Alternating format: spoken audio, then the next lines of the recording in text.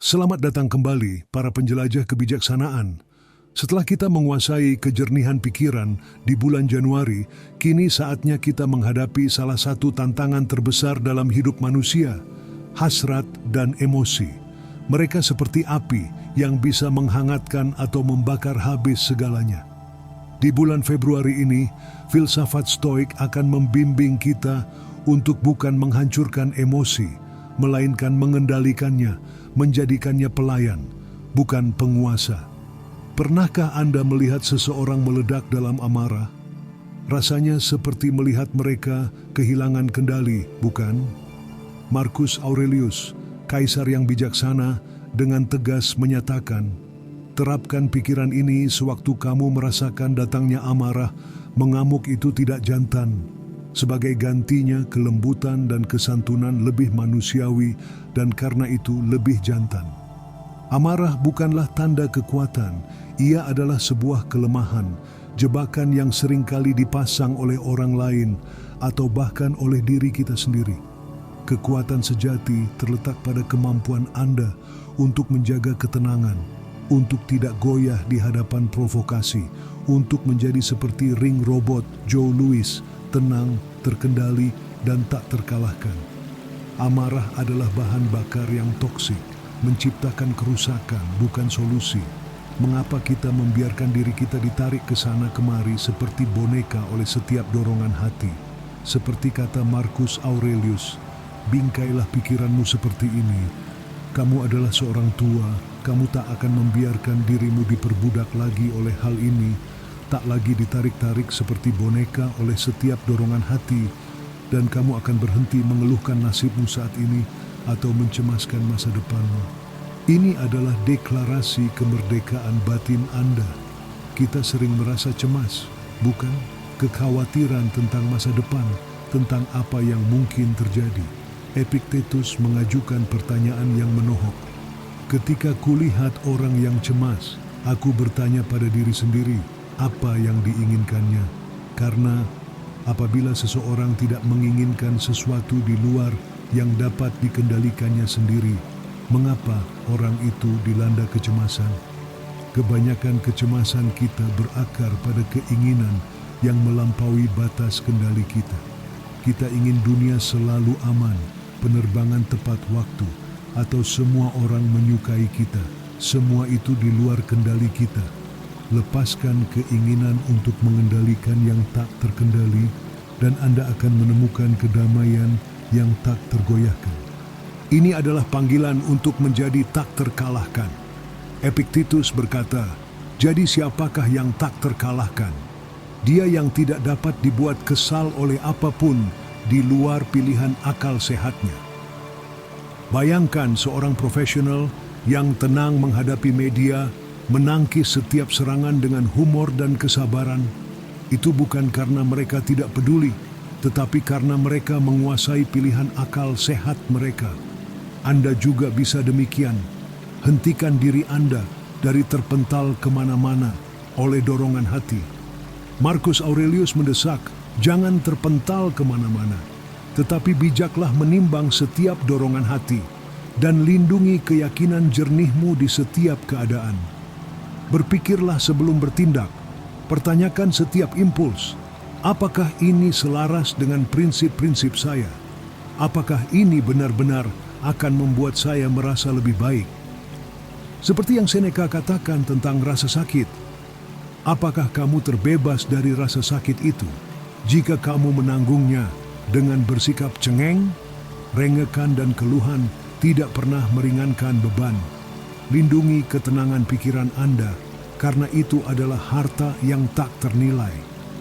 Epictetus bertanya, untuk apa kamu mau menjual semua ini? Jangan biarkan diri Anda terpancing oleh surel buruk, drama di tempat kerja, atau masalah tak berujung. Pertimbangkan, apakah ini benar-benar hidup yang Anda inginkan? Kenikmatan sesaat bisa berubah menjadi hukuman. Epictetus menyarankan, setiap kali kamu mengendu sejenis kenikmatan, dalam artian kenikmatan apa saja, lindungi dirimu agar tidak terlena olehnya. Biarkan dia menunggu aksimu. Beri jeda untuk diri sendiri. Pikirkan efek nyata dari indulgensi.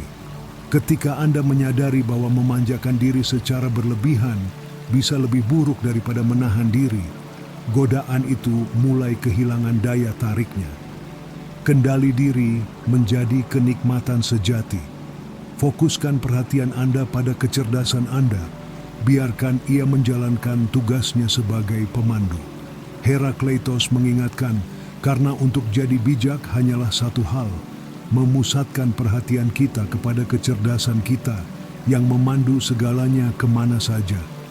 Jangan biarkan emosi, sensasi sesaat, atau hormon yang meluap-luap mengambil alih kemudi. Anda memiliki kekuatan untuk mengamati pikiran-pikiran Anda seperti mimpi buruk yang tidak nyata.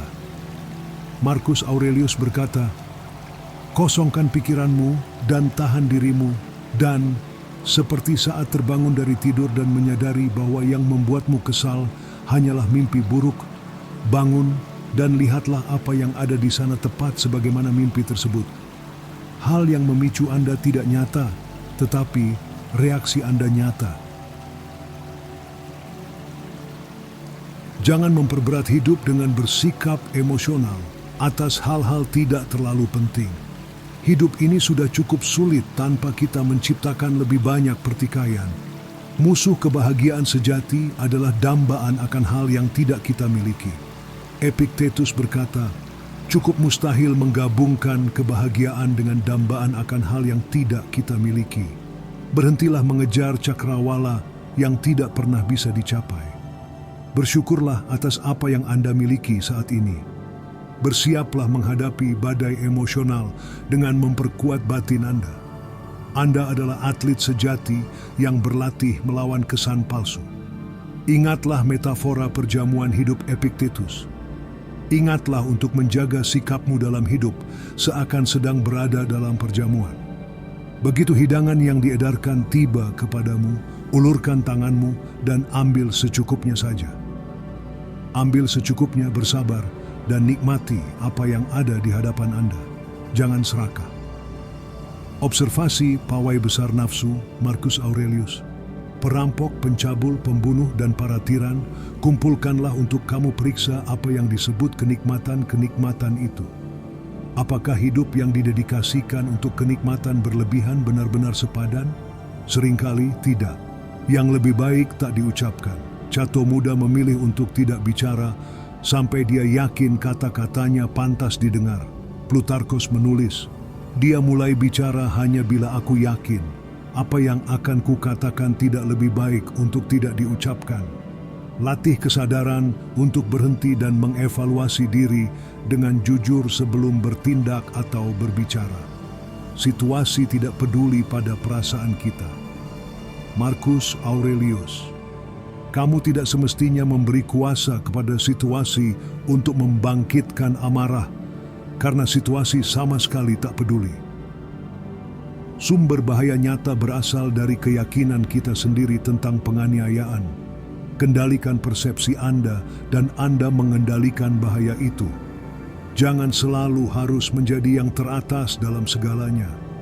Epictetus, bila kamu ingin memperbaiki diri, cukuplah dengan terlihat tidak tahu atau bodoh dalam hal-hal yang tak berhubungan denganmu.